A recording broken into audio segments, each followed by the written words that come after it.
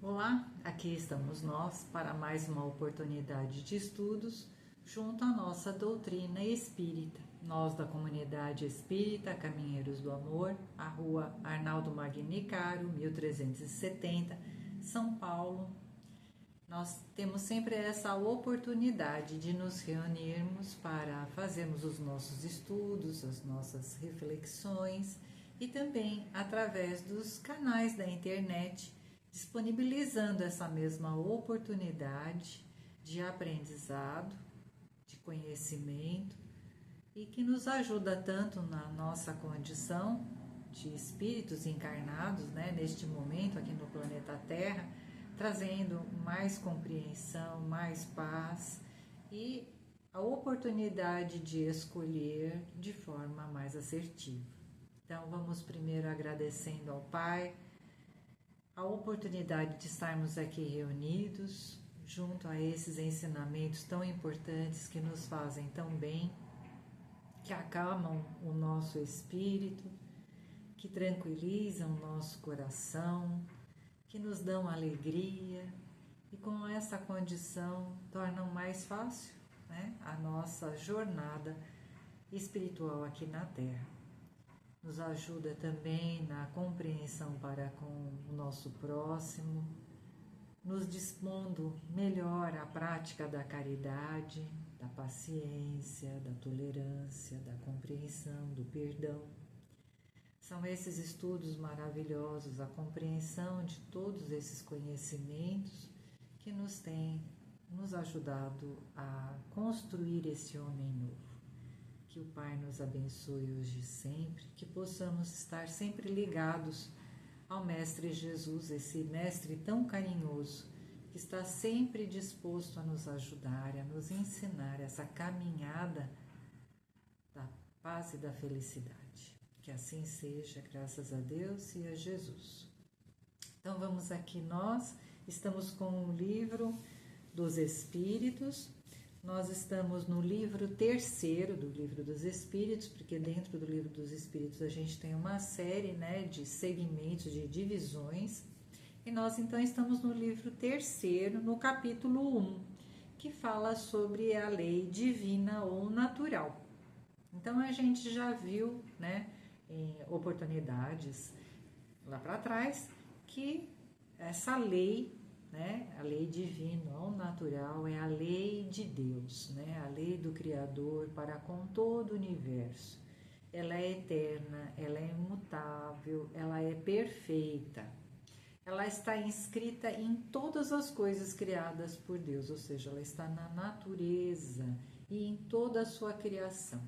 E está inscrita também na nossa consciência, o nosso DNA espiritual, na nossa consciência está lá escrito a lei divina ou natural. O que ela abrange? Ela abrange todos os conhecimentos, tanto das leis do mundo da matéria, que são de ordem da ciência material, da matemática, da física, da química, da biologia, mas também das leis que regem o mundo espiritual, o plano espiritual e a sua relação com o mundo físico e do mundo físico com o mundo espiritual. Também compreende as leis morais, que vão falar para nós a respeito da dinâmica da nossa relação para com Deus, nosso Criador, da relação dele conosco, da nossa relação conosco mesmo, da nossa relação para com o próximo, não é? Essa lei divino-natural, ela sempre esteve presente na humanidade aqui da Terra. Em todos os tempos, nós sempre tivemos um mensageiro, um espírito encarnado aqui entre nós, que teve como missão, que teve como responsabilidade orientar, não só através de palavras, mas como exemplos, essa dinâmica da lei divina, A questão do respeitar a vontade do Pai, desse Pai que é amoroso, que é misericordioso, que propõe para nós caminhos para a nossa felicidade, O maior exemplo, o maior desses irmãos, né, encarnados aqui na Terra, modelo para nós é o nosso Mestre Jesus, sem dúvida nenhuma, né? Através dos ensinamentos dele, através da sua exemplificação, ele é aquele ponto-chave para o desenvolvimento da nossa humanidade. Como falamos, antes deles a gente teve vários e muitos, né, irmãos que trouxeram, mas não da hierarquia espiritual de Jesus. E depois de Jesus a gente continua tendo, né, as oportunidades aqui no plano material de receber esses espíritos que reencarnam para nos ajudar a continuar a nossa caminhada rumo à felicidade, né, à evolução espiritual.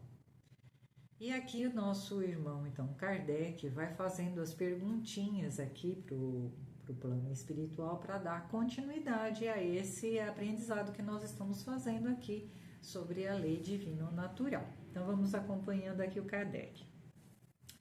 As leis, a pergunta 626. As leis divinas e naturais só foram reveladas aos homens por Jesus e antes dele só foram conhecidas por intuição.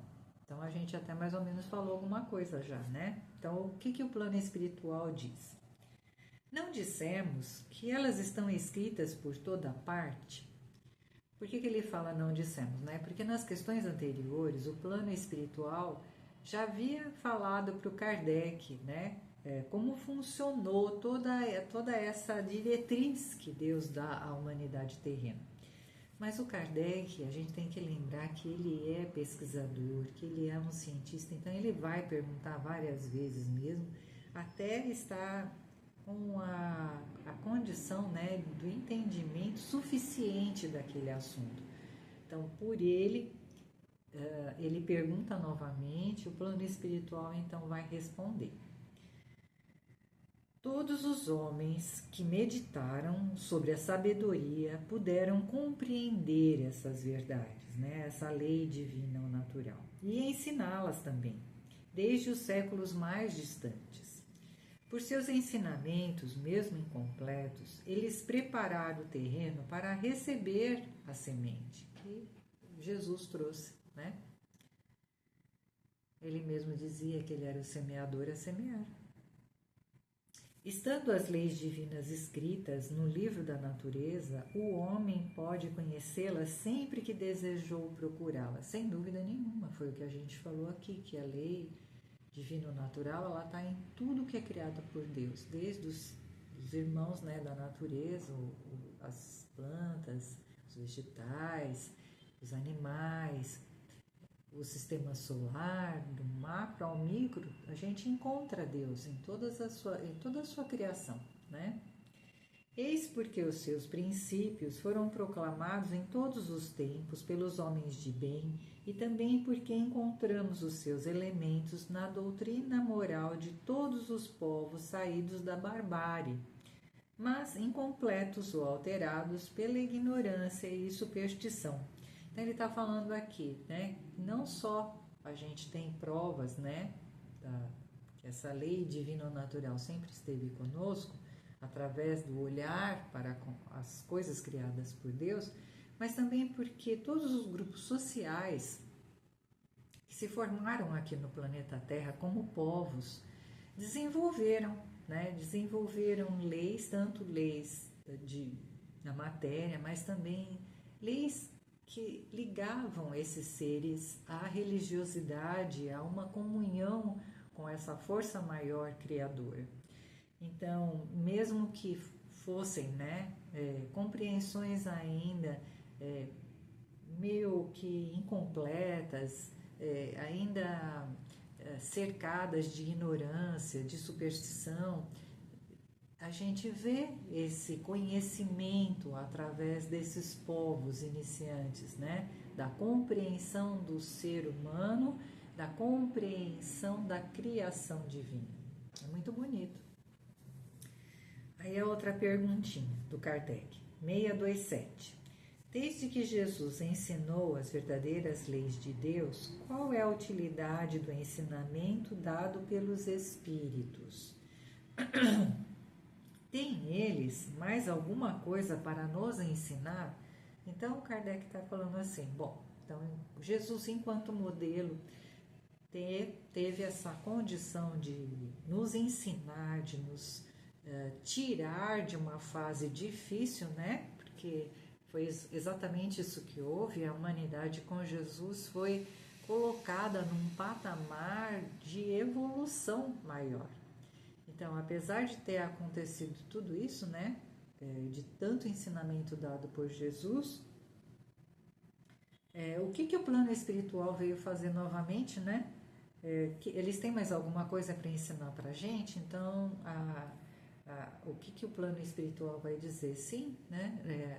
Através dos tempos, depois de Jesus, a humanidade avançou bastante. Então foi necessário vir, né, essa condição da espiritualidade maior, mais elevada, trazer para uma humanidade mais evoluída em conhecimento, desenvolvimento tecnológico, desenvolvimento mental, até mesmo moral um pouquinho, uma condição de compreender melhor as verdades trazidas por Jesus, por exemplo, dar continuidade ao assunto da vida que é eterna, da reencarnação, porque Jesus não conseguiu falar sobre reencarnação, ele deixou lá com Nicodemos as coisas iniciais, mas não conseguiu falar para nós como os espíritos falaram da eternidade do espírito, né?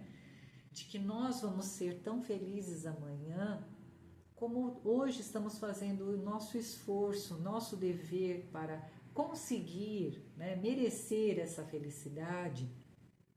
Eles vão explicar para nós a condição da justiça divina, que é pura misericórdia, é puro amor. Então, sim, havia e há necessidade dessas comunicações do plano espiritual, e elas ocorreram mesmo, né? E aí o plano espiritual então vai explicar. O ensino de Jesus era frequentemente alegórico e em forma de parábolas, porque é isso que podia ser. Nós estamos falando de 2024 anos atrás, de seres muito difíceis, né, de entender. Se hoje é difícil para nós entender o que o plano espiritual fala para nós, calcula como é que era difícil lá na época de Jesus, né? Então Jesus teve que fazer aquelas histórias de fundo moral, o pescador, o semeador, o rei que dava a festa de bodas, né? Porque ele falava de acordo com a época e o lugar daqueles povos. Faz-se hoje necessário que a verdade seja inteligível para todos, ou seja, que ela seja fácil, clara, né, para conhecimento de todos os povos. É preciso, pois, explicar e desenvolver essas leis, tão poucos são os que as conseguem compreender, e ainda menos as que a praticam. Por isso que naquele momento, no meio do século XVIII, houve mesmo aquela invasão organizada, que nem diz Arthur Conan Doyle, né, que era amigo do Kardec. Ele que fala que houve uma invasão organizada pelo plano espiritual superior, porque foi mensagem para todos os lados do planeta Terra, não foi só na França para o Kardec. Eram em vários locais que estavam chegando mensagens do plano espiritual com o objetivo de esclarecer, de dar um novo arranco, né, na condição do entendimento e da moral da humanidade aqui na Terra, junto às leis divinas ou naturais. Aí eles dizem assim, plano espiritual, nossa missão é a de espertar os olhos e os ouvidos para confundir os orgulhosos e desmascarar os hipócritas, os que afetam exteriormente a virtude e a religião para ocultar as suas torpezas. O ensinamento dos espíritos deve ser claro e sem equívocos, a fim de que ninguém possa pretextar ignorância e cada um possa julgá-lo e apreciá-lo com a sua própria razão. Ou seja, eles vieram aqui para tirar, né, da frente com as suas explicações, porque as explicações do plano espiritual são sempre muito assertivas, muito claras, repletas de ensinamentos, né, que nos ajudam no entendimento. Então, com isso, todo aquele povo que quer atrapalhar, né, com as suas formas de pensar ilusória, misturando coisas que não tem a ver, né, com as crendices. Então, ele coloca claramente aqui que o objetivo é de esclarecimento, né? Estamos assim, continua o plano espiritual, encarregados de preparar o reino de Deus anunciado por Jesus. E por isso é necessário que ninguém possa interpretar a lei de Deus a sabor de suas paixões, nem falsear o sentido de uma lei que é toda amor e caridade. Então, não dá mais para ninguém ficar botando a colher, né, e mexendo como quem é dono ali do doce. Não, né? Então, muito já foi feito dessa forma e atrapalhou o caminho da humanidade, né? Então, agora é tudo muito claro, tudo muito certo, muito aberto para todos, né? Para que todos possam ter essa oportunidade de conhecer, raciocinar e de seguir esse caminho. Aí, a outra perguntinha, a 628. Kardec pergunta: por que a verdade não esteve sempre ao alcance de todos? É necessário que cada coisa venha a seu tempo, diz o plano espiritual. A verdade é como a luz. É preciso que nos habituemos a ela pouco a pouco, pois de outra maneira nos ofuscaria. Sim, cada coisa a seu tempo, como a gente não faz com as crianças, a gente vai distribuindo conhecimento. À medida que eles vão crescendo, amadurecendo, vão recebendo mais condições, não é? E assim a humanidade, porque essa lei divino-natural, o que acontece? Como ela está escrita na nossa consciência, ela vai vindo à tona à medida que o nosso espírito evolui, à medida que o nosso espírito amadurece. Então ela vai florescendo, ela vai trazendo para nós aquela condição assertiva. Olha, vai por aqui, faz assim, faz assado, vai mostrar o nosso dever, né? É o nosso dever que está lá gravado na nossa consciência, trazendo para nós direitinho o que fazer diante da lei divino-natural. Jamais houve um tempo em que Deus permitisse ao homem receber comunicações tão completas e tão instrutivas como as que hoje lhes são dadas. Havia assim na antiguidade, como sabeis, alguns indivíduos que estavam de posse daquilo que consideravam ciência sagrada, e da qual faziam um mistério para os que consideravam profanos. Então tinha, né, na antiguidade aquela coisa do conhecimento ser para poucos, e quando era divulgado vinha cheio de cortes e de meias verdades, né? Nunca era dito tudo para o povo, por vários motivos, até mesmo de poder, né? Deveis compreender, com o que conheceis das leis que regem esses fenômenos, que eles recebiam apenas verdades esparsas no meio de um conjunto equívoco e, na maioria das vezes, alegórico. Não há, entretanto, para o homem de estudo, nenhum antigo sistema filosófico, nenhuma tradição, nenhuma religião a negligenciar, porque todos encerram os germes de grandes verdades, embora pareçam contraditórias entre si, espalhadas que se acham entre acessórios sem fundamento, são hoje muito fáceis de coordenar, graças à chave que vos dá o Espiritismo, de uma infinidade de coisas que até aqui vos pareciam sem razão, cuja realidade vos é agora demonstrada de maneira irrecusável.